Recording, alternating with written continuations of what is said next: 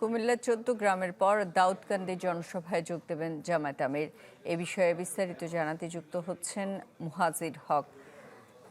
মুহাজির, সেখানে কেমন লোক সমাগম দেখছেন, নিরাপত্তা ব্যবস্থা কেমন জানাবেন?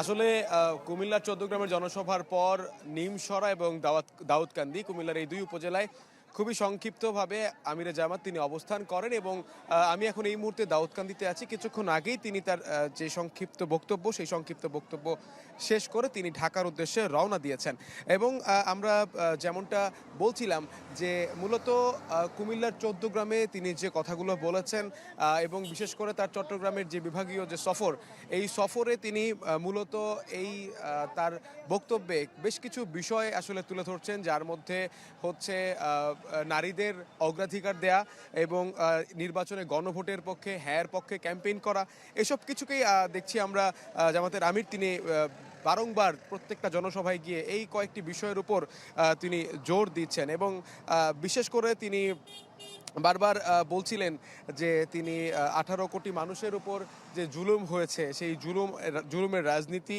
কিংবা রাজনীতির কোনো পুরাতন বন্দোবস্ত আর চলতে দেয়া হবে না এবং তিনি যেমনটা বলেছিলেন যে বাংলাদেশ গড়তে চাই, সেখানে অনেক বন্ধু থাকবে, অর্থাৎ পার্শ্ববর্তী দেশের সাথে যে সম্পর্কের কথা বলা হয় সেই সম্পর্কে অনেক বন্ধু থাকবে, কিন্তু সব কিছুই আসলে বন্ধুর সাথে যে বন্ধু সম্পর্ক সেটাই কেউ চোখ তাকিয়ে কথা বললে সেই চোখ আসলে জামাত ইসলাম বা এই ১১ দলীয় যে জোট তারা সমর্থন করবে না।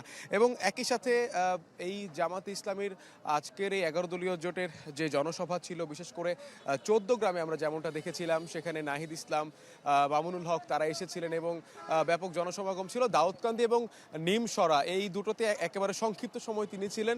এখন তিনি ঢাকার উদ্দেশ্যে রওনা দিয়েছেন এবং আগামী ২ তারিখ থেকে আপনাকে ধন্যবাদ। জামায়াতের নির্বাচনী জনসভা বিষয়ে আমাদের জানাচ্ছিলেন মুহাজির। এ গ্রেড ক্লিংকারের কনফিডেন্স সিমেন্ট, বাংলাদেশের হৃদয় জুড়ে। কেরানীগঞ্জের নির্বাচনী প্রচারণা বিষয়ে জানাতে আমাদের সাথে যুক্ত হচ্ছেন সুলতান মাহমুদ আরিফ। আরিফ, আজ কতজন প্রার্থীর নির্বাচনী প্রচারণা দেখার সুযোগ হলো? কি দেখলেন? ভোটারদের প্রতিক্রিয়া কেমন ছিল?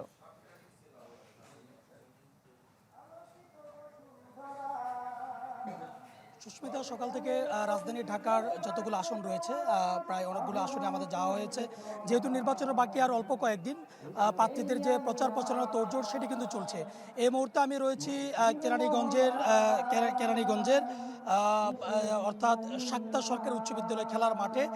এটি হলো কোনাখালা, কেরানীগঞ্জের কোনাখোলায়, এবং এখানে জামাত ইসলামীর সহ যে ১১ দলীয় যে জোট তাদের ঢাকা জেলার উদ্যোগে একটি নির্বাচনী জনসভা রয়েছে এবং সেই নির্বাচনী জনসভাটি আনুষ্ঠানিকভাবে শুরু হবে বিকেল ৩টার পরে। তবে এখন থেকে বলা যায় নেতাকর্মীদের যে উপস্থিতি সেটি রয়েছে এবং এই নির্বাচনী জনসভায় প্রধান অতিথি হিসেবে বক্তব্য রাখবেন বাংলাদেশ জামাত ইসলামের আমির ডাক্তার শফিকুর রহমান। তিনি ঠিক ৩টার পরেই তিনি এসে এখানে উপস্থিত হবেন এবং এরপরই তিনি বক্তব্য তিনি রাখবেন এবং তাদের নেতাকর্মী যারা রয়েছেন তারা আনুষ্ঠানিক বক্তব্য দিবেন। এবং আজকের এই নির্বাচনী জনসভা থেকে এখানে মূলত ঢাকা ১, ২, ৩ এবং ১৯ এবং ২০ অর্থাৎ ৫টি আসন, এই 5টি আসনে যারা ১১ দলীয় জোটের প্রার্থী রয়েছে, অর্থাৎ ১, ২, ৩-এ রয়েছে জামাত ইসলামের ৩ জন প্রার্থী এবং ১৯ এবং ২০ এই দুটো আসনে রয়েছে এনসিপির যে শাপলাকলি, সেই শাপলাকলির ২ জন প্রার্থী। মোট ৫ জন প্রার্থী। এই ৫ জন প্রার্থীকেই মূলত জামাত ইসলামের যে আমির ডাক্তার শফিকুর রহমান তিনি তাদের হাতে প্রতীক তুলে দেবেন এবং তার জন্যই আমরা দেখেছি সকাল থেকেই মূলত এখানকার যে আয়োজন সেই আয়োজনটি চলছে এবং বিভিন্ন জায়গা থেকে নেতাকর্মীরা ছোট ছোট মিছিল নিয়ে ইতিমধ্যেই এই শাক্তা সরকারি উচ্চ বিদ্যালয় মাঠে খেলার মাঠে তারা একত্রিত হচ্ছেন এবং আশা করা যায় বিকাল ৩টা নাগাদ যখন আনুষ্ঠানিকভাবে শুরু হবে নেতাকর্মীরা এখানে বক্তব্য দেবেন তখন। সুলতান মাহমুদ আরিফ, আপনাকে ধন্যবাদ। এবারে মাতোয়ালে চলে যেতে চাই, আছেন আদ্দিন সজীব। প্রচারণায় যে কি ধরনের প্রতিশ্রুতি দিচ্ছেন প্রার্থীরা জানাবেন?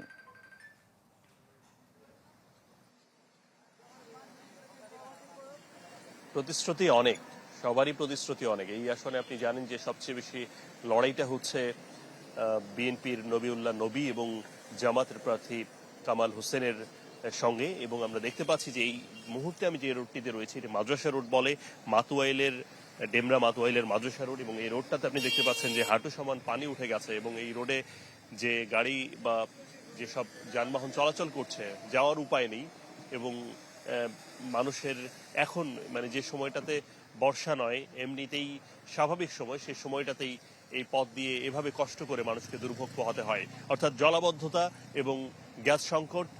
আর এই যে মানুষের এখানকার যে স্বাস্থ্য সমস্যা, সেসব সমস্যার সমাধানে তারা প্রতিশ্রুতি যতটা দিচ্ছে ততটা মানুষের কাছে এখন পর্যন্ত সাড়া পাচ্ছে ভালো, কেননা গেল 15-16 বছর ধরে তারা ভোট দেওয়ার তীব্র আকাঙ্ক্ষা এই এলাকার মানুষের বা ভোটারদের মধ্যে রয়েছে এবং ছিল।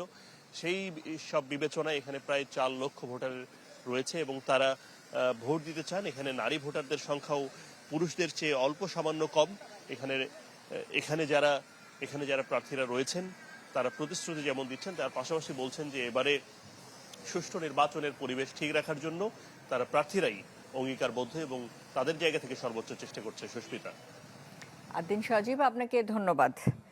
ঢাকার নির্বাচনী প্রচারণার বিষয়ে জানাচ্ছিলেন আমাদের সহকর্মীরা।